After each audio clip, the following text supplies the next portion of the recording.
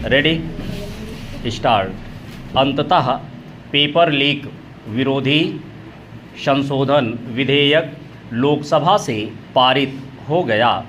राज्यसभा से भी इस विधेयक के पारित होने के आसार हैं।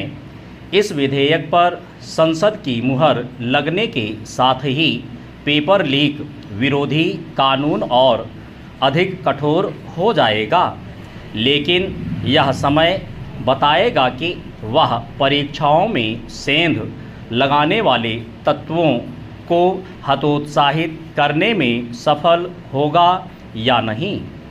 निःसंदेह परीक्षाओं में सेंध लगने की समस्या को देखते हुए पेपर लीक विरोधी कानून को कठोर किया जाना चाहिए, लेकिन यह ध्यान रहे कि कड़े कानून एक सीमा तक ही प्रभावी होते हैं।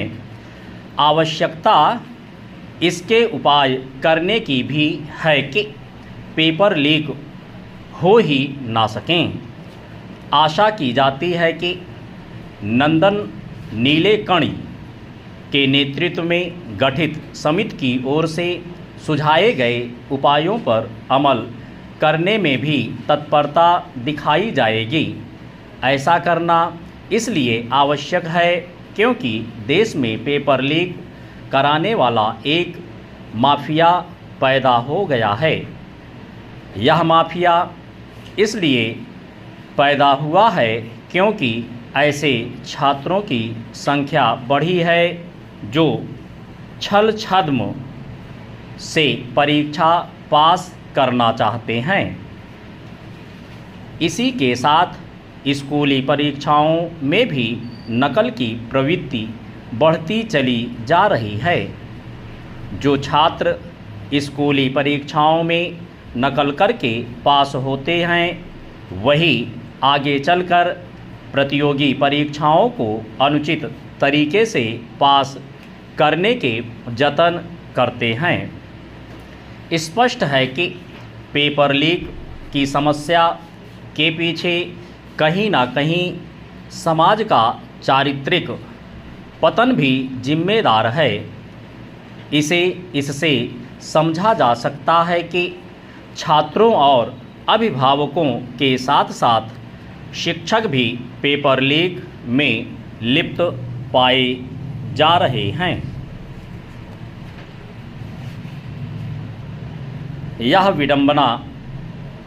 एक विडंबना रही कि लोकसभा में पेपर लीक विरोधी कानून को और कठोर किए जाने संबंधी विधेयक पर चर्चा के दौरान पक्ष और विपक्ष के बीच आरोप प्रत्यारोप तो खूब हुए, लेकिन पेपर लीक की समस्या के लिए उत्तरदायी नैतिक पतन की ओर ध्यानाकर्षण नहीं किया गया।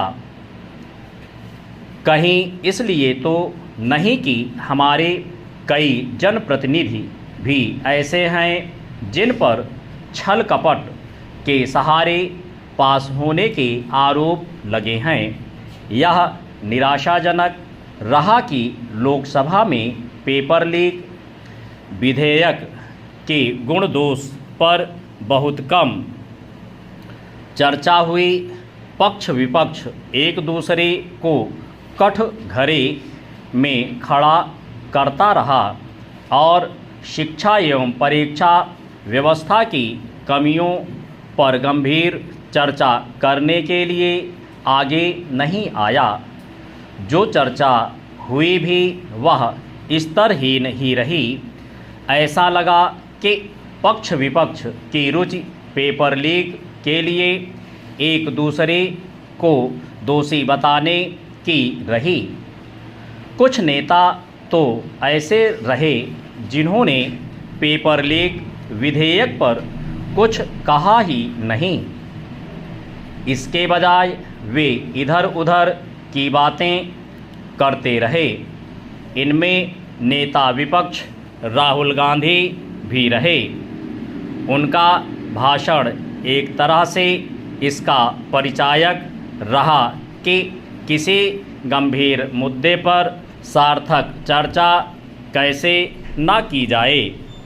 उनके भाषण उन्हें चर्चा में तो ला देते हैं, पर उनसे किसी को कुछ हासिल नहीं होता।